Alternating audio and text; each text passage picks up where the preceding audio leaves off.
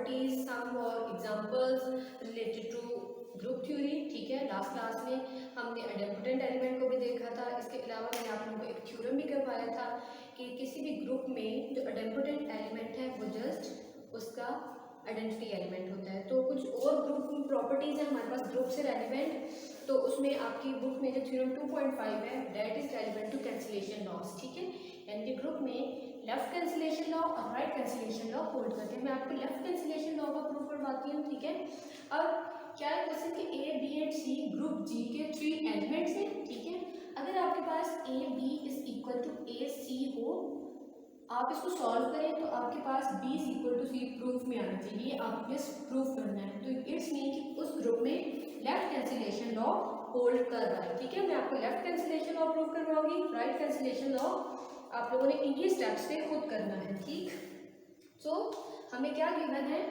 किसी भी 3 एलिमेंट्स के लिए, ग्रुप के 3 एलिमेंट्स के लिए मुझे गिवन है A B is equal to A C. ठीक, नेक्स्ट स्टूडेंट्स देखें, A B and C belongs to group G. ठीक है, it's mean in group G inverses of A B and C exist करेंगे। ए अगर जी का एलिमेंट है तो ए इनवर्स भी जी का एलिमेंट होगा। ठीक है, सो अब मैं ये कर रही हूँ कि मैं बोथ साइड्स को ए इनवर्स से मल्टीप्लाई कर रही हूँ। ठीक है, A inverse A B is equal to A inverse A into C. अच्छा, अब मैं लेफ्ट कैंसिलेशन लॉ प्रूव कर रही हूँ, तो इसलिए मैंने ए इनवर्स को लेफ्ट साइड से मल्टीप्लाई किया है। अगर मैं राइट कैंसिलेशन लॉ प्रूव करती तो मैं इसको राइट साइड से मल्टीप्लाई करती। ओके जी, नेक्स्ट है आपके पास ए इनवर्स ए बी। अच्छा, ये ग्रुप है, ग्रुप की सेकेंड प्रॉपर्टी क्या होती है कि उसमें आपके पास एसोसिएटिव प्रॉपर्टी होल्ड करती है। तो ए आपको पता है ए बी जी का एलिमेंट है, बी भी जी का एलिमेंट है। तो जब ये ए जी का एलिमेंट था तो मैंने आपको बताया कि ए इनवर्स भी जी का एलिमेंट होगा। सो मैंने अब ये इस पे मैं एसोसिएटिव प्रॉपर्टी लगाऊंगी। इससे क्या आ जाएगा, A inverse A B is equal to A inverse into A into C. अब A and A inverse are the inverses of each other, so this is equal to E dot B is equal to E dot C. ठीक है, आपने क्या करना है, ई क्या है अब यहाँ पर उस ग्रुप जी में आइडेंटिटी एलिमेंट है, तो ई को से जब आप बी को मल्टीप्लाई करेंगे तो बी इज इक्वल टू ई को आपने सी से मल्टीप्लाई किया तो सी। तो स्टूडेंट्स यही हमें प्रूव करना था। ठीक है, अब इन्हीं स्टेप्स को फॉलो करते हुए आपने राइट कैंसिलेशन लॉ प्रूव करना है। तो जब आप राइट कैंसिलेशन लॉ प्रूव करेंगे तो आप ए इनवर्स को राइट साइड से मल्टीप्लाई करेंगे।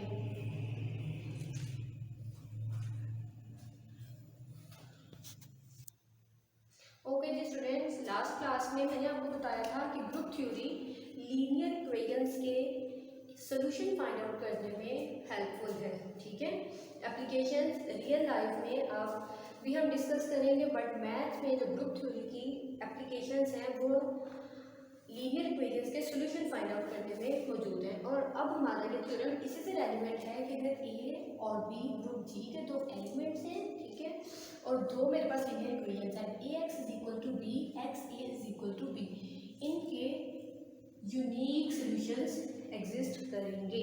ठीक है, तो मैं यहाँ स्टार्ट करने लगी हूँ। हमें क्या पता है कि ए और बी 2 एलिमेंट्स हैं जी के। ठीक है, मैंने यहाँ पर कंसीडर कर लिया है कि A X is equal to B, यानी कि एक इक्वेशन मैंने कंसीडर कर ली है। ठीक, चलो अब ए जी का एलिमेंट है, it's mean A inverse is also the element of this group.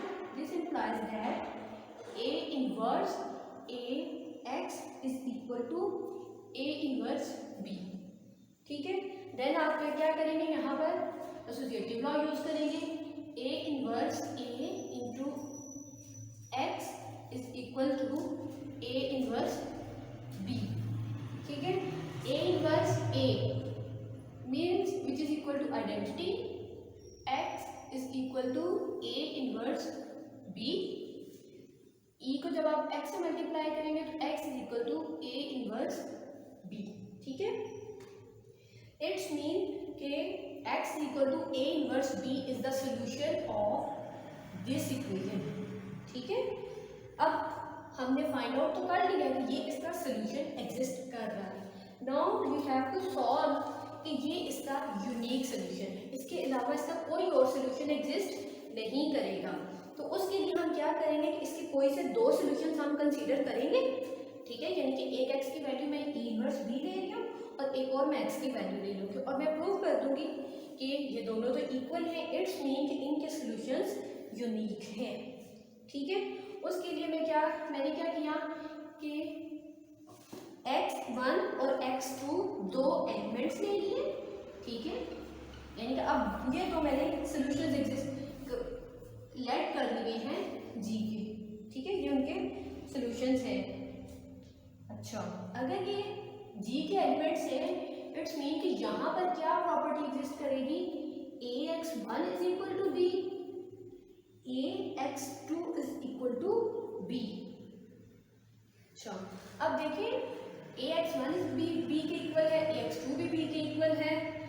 अब आपको यहाँ से b एलिमिनेट कर दी, यानी कि आपने ये स्टेटमेंट तो पढ़ी है कि अगर किसी भी इक्वेशन की एक साइड इक्वल हो, यानी कि लेफ्ट हैंड साइड या राइट हैंड साइड दो इक्वेशंस में इक्वल आ जाए तो उनकी दूसरी यानी कि लेफ्ट या राइट साइड्स भी इक्वल होंगी। जब ये दोनों साइड यानी कि दोनों इक्वेशंस में राइट हैंड साइड इक्वल है तो इट्स मीन कि उनकी लेफ्ट हैंड साइड्स भी इक्वल है।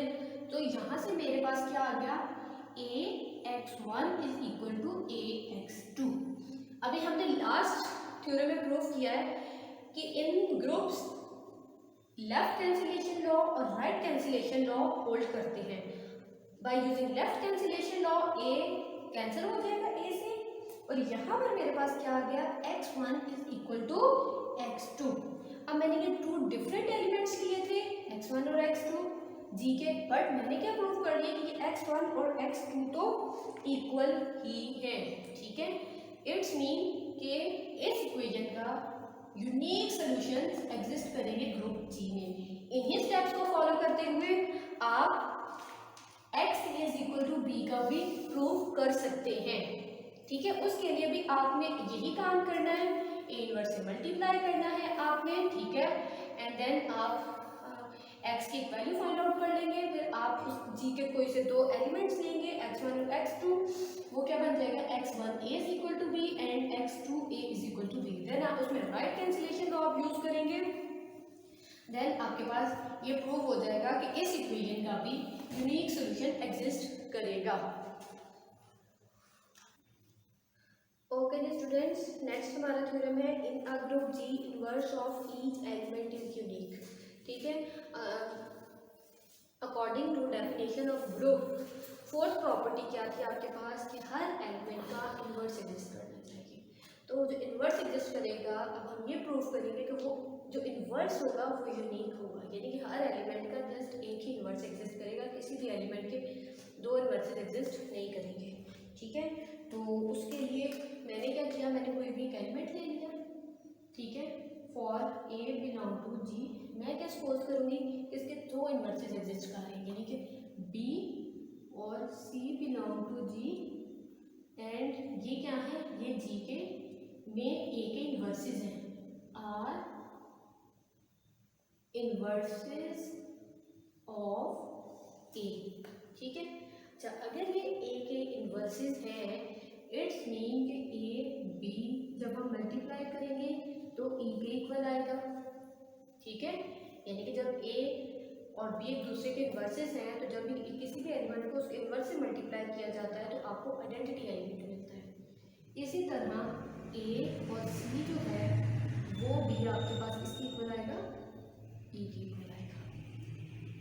नेक्स्ट हमने क्या करना है, हमने ये प्रूव करना है कि जो बी और सी हैं वो इक्वल है, ठीक है। ओके जी, अब देखें, अभी लास्ट थ्योरम में मैंने ये प्रॉपर्टी यूज़ की थी कि अगर किसी भी इक्वेशन की राइट हैंड साइड इक्वल हो then the left hand side of these two equations are also equal, ठीक है। सो यहाँ पर क्या आ जाएगा, A B is equal to A into C, and we have already discussed in group left and right cancellation laws both. According to left cancellation law क्या हम use करेंगे, a कैंसिल हो जाएगा, b is equal to c आ गया आपके पास, यानी कि मैंने दो इन्वर्सेस लिए थे g में a के, बट मैंने क्या प्रूव कर लिया, ये दोनों एलिमेंट्स तो इक्वल हैं। इट्स मीन कि उस ग्रुप में आपके पास हर एलिमेंट का जो इन्वर्स होगा वो यूनिक होगा, किसी भी एलिमेंट के दो इन्वर्सेस एग्जिस्ट नहीं करेंगे। ठीक है, आप लिख भी सकते हैं कि inverse of every element is unique.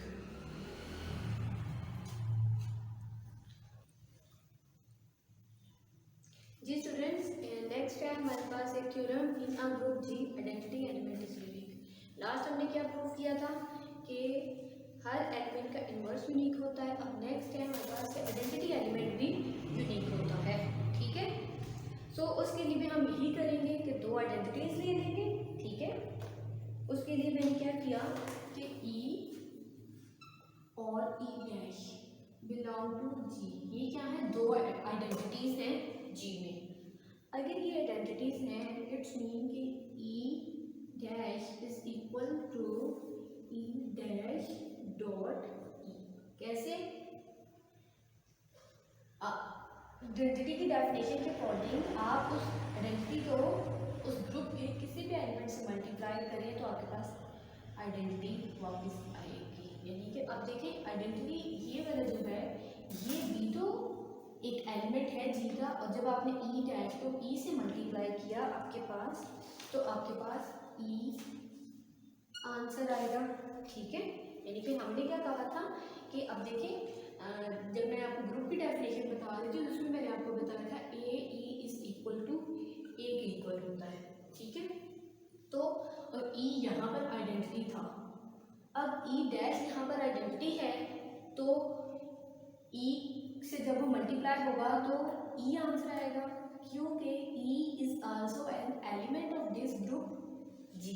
ठीक है, अब क्या आ गया हमारे पास, E dash is equal to E आ गया। इट्स मीन कि उस ग्रुप में आइडेंटिटी एलिमेंट यूनिक है। अब आज हमने क्या देखा कि किसी भी ग्रुप में उसका इन्वर्स, किसी भी एलिमेंट का, बल्कि हर एलिमेंट का जो इन्वर्स होता है वो यूनिक होता है। और हमने ये भी देखा कि आइडेंटिटी एलिमेंट उस ग्रुप में वो भी यूनिक है। ठीक है, इसके अलावा हमने चेक किया कि ग्रुप में left and right cancellation laws hold करते हैं, and we have also proved solutions of linear equations in a group is unique. ठीक है, I hope you understand well. Thank you and Allah Hafiz.